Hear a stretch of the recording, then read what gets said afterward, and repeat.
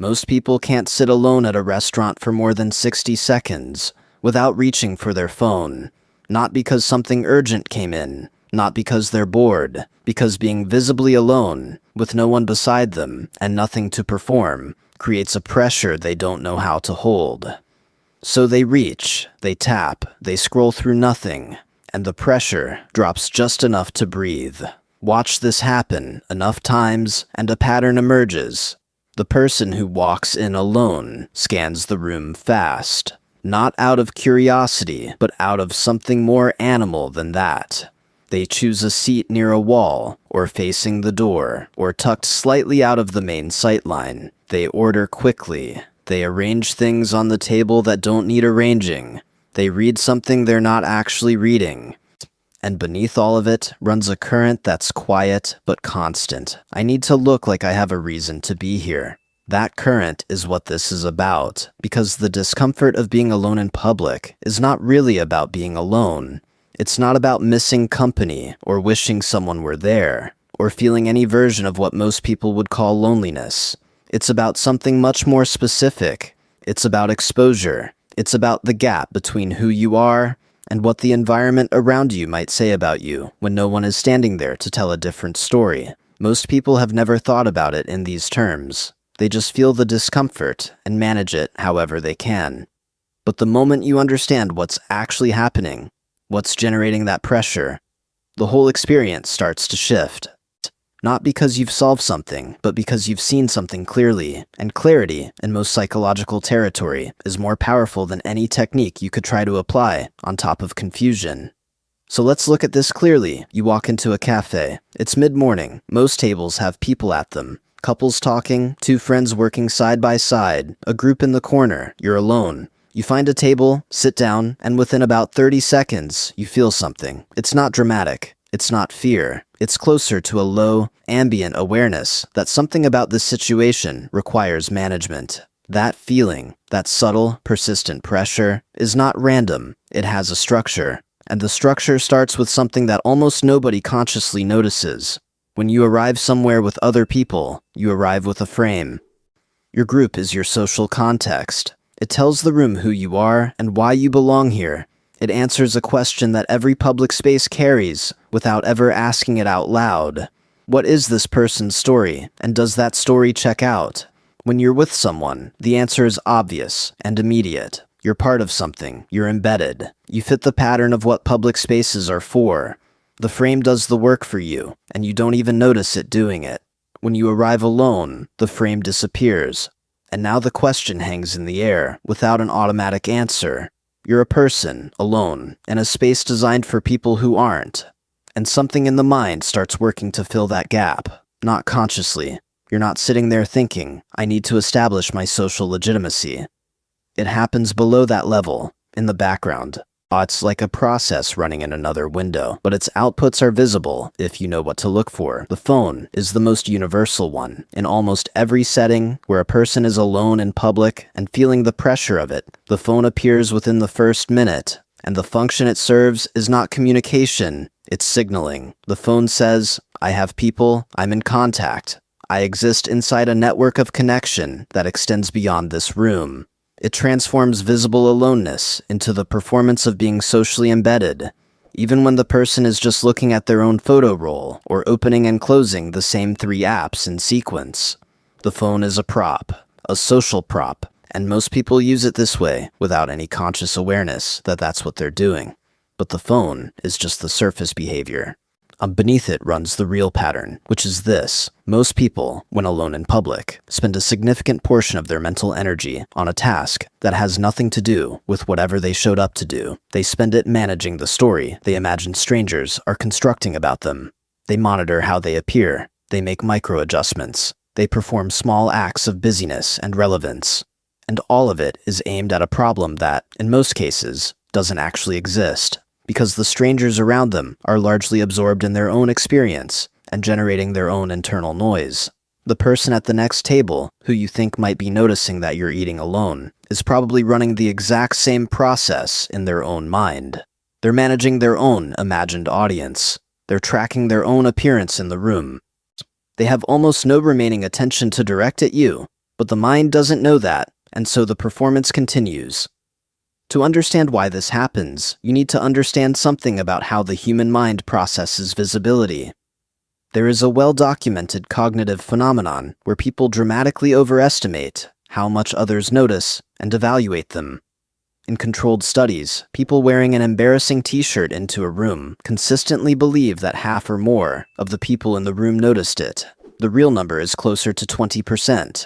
The same pattern holds for social blunders, for bad hair days, for arriving late to a meeting.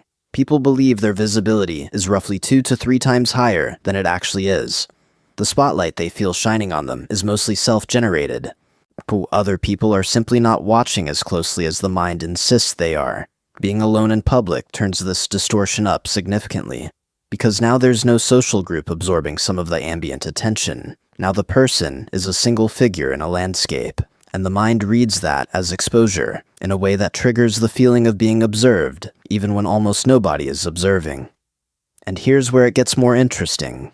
There's a concept in developmental psychology, the idea that during adolescence, as people become self-conscious for the first time in a real way, they begin to believe they are constantly being watched by an invisible audience. Everywhere they go, they feel like they are performing for an audience that is paying close attention, taking notes, and forming judgments. Teenagers feel this acutely.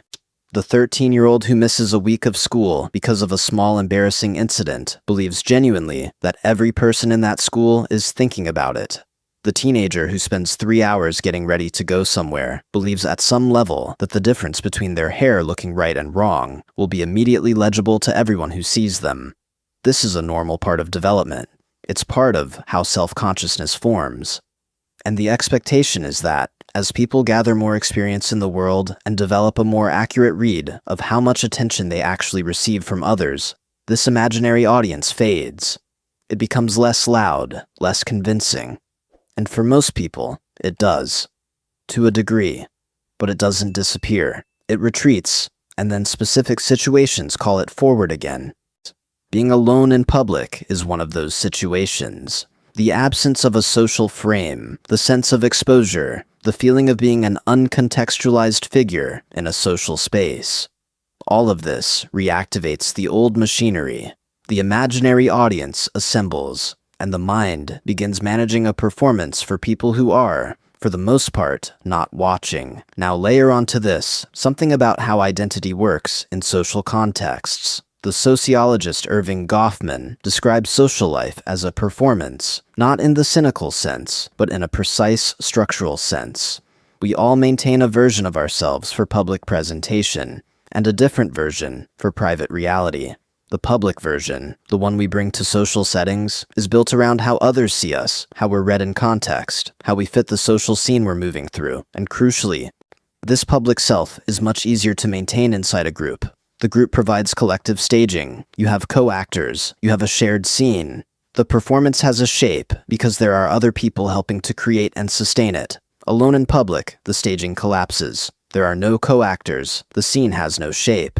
And the person, who has built a significant portion of their identity through how they appear in social performance, suddenly finds that the architecture supporting that identity is just gone. Not permanently, not dramatically, but for the duration of sitting at that table alone, or walking through that park alone, or waiting in that room alone. The social scaffolding is absent.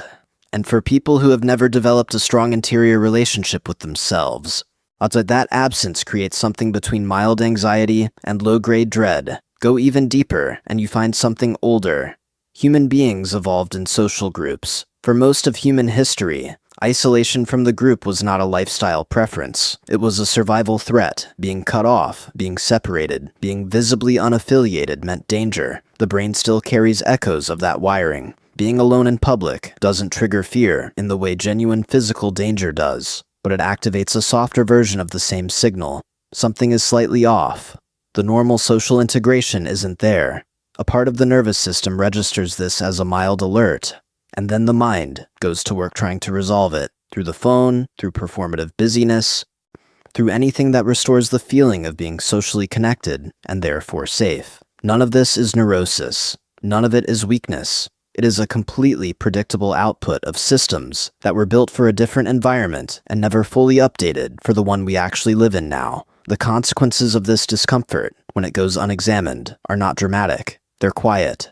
They operate below the level of anything that would register as a problem. But over time, they accumulate into something significant. Think about what a person actually does when they're uncomfortable being alone in public. They don't go to the restaurant they wanted to try because no one is available to come with them. They don't see the film they've been waiting for because going alone feels like admitting something they don't want to admit.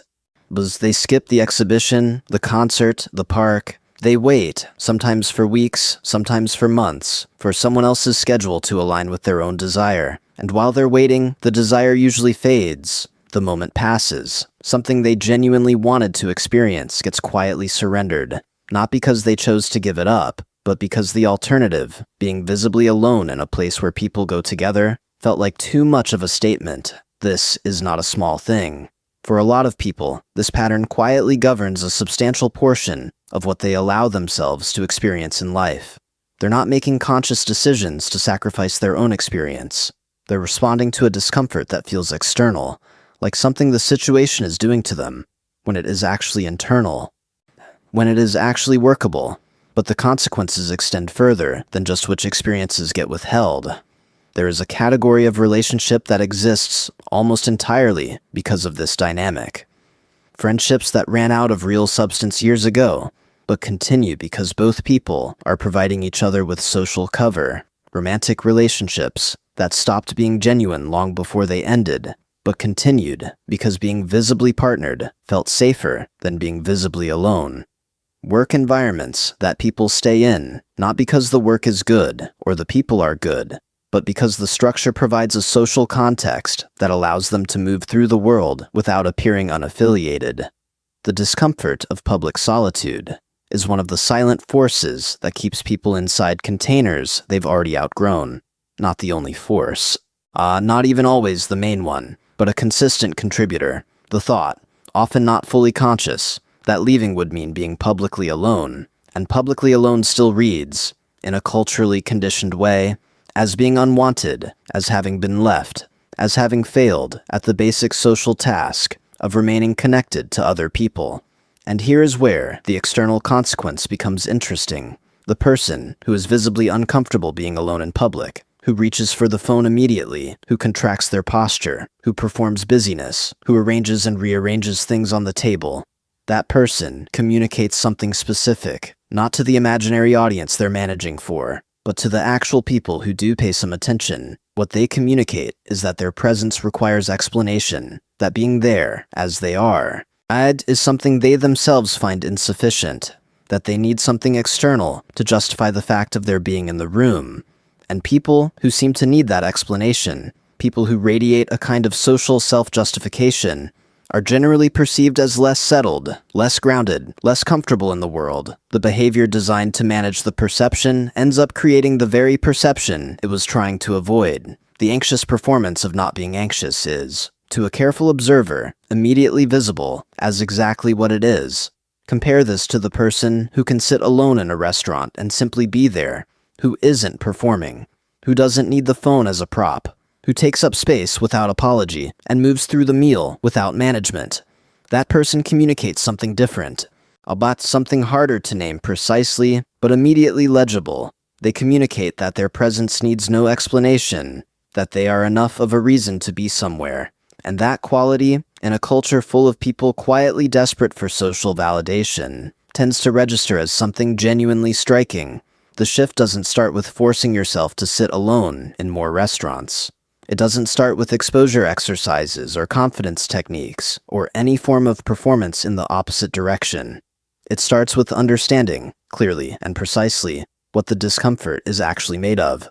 Because most of the pressure of being alone in public is not coming from the room. It's coming from a story built from cultural conditioning, evolutionary wiring, and a cognitive distortion that inflates your visibility to strangers by a factor of 2 or 3. Once you see the story clearly, once you can feel its mechanics operating in real time, it loses a significant portion of its grip, not all of it, but enough to change the quality of the experience. The cultural piece deserves specific attention because it's the one most people absorb without ever questioning it. We live inside a set of social assumptions that treat aloneness as evidence of deficit. Someone who dines alone is assumed to have no one to dine with. Someone who goes to events alone is assumed to have failed at building the kind of social life that would provide company for those events. Someone who travels alone is assumed to be lonely in the way that matters, the way that means no one wanted to come. These assumptions are so embedded in the social fabric that even people who know, intellectually, that they're false, still feel their weight. Even people who are genuinely choosing to be alone, who actively prefer the solitude in that moment, still feel the mild, cultural accusation that their visible aloneness carries. What most people have never done is consciously examine where this assumption came from, whether it actually makes sense, and whether they want to continue operating inside it. Because the moment you do, the moment you actually look at it directly and ask, is this true?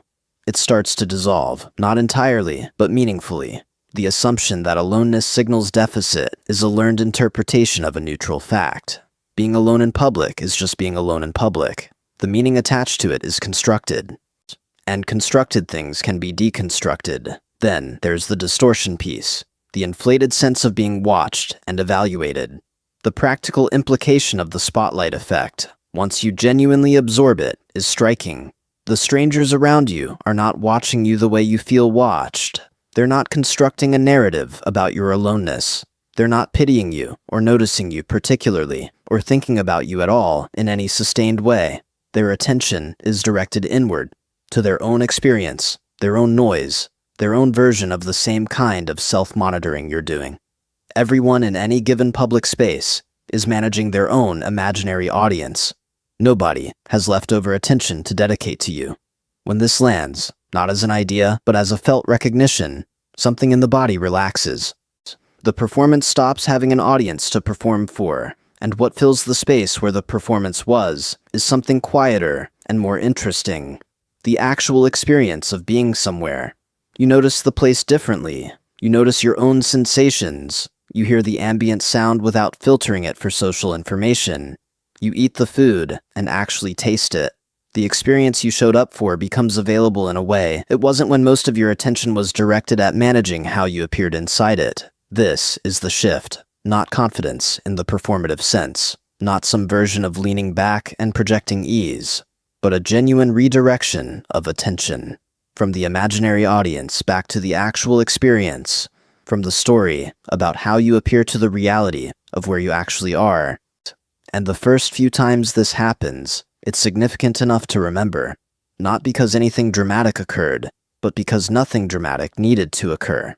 You were just somewhere, alone, and it was fine. And that fineness, simple as it is, starts to rewrite the operating assumption that aloneness in public requires management. There is a specific quality that people who are genuinely comfortable being alone in public possess, and it's worth describing precisely, because it's often misread as confidence when it's actually something different. It's not that they don't feel the cultural weight of visible aloneness. They probably do, at some level. It's not that they've achieved some kind of social indifference, a studied not caring about how they appear. That's just the performance running in the opposite direction.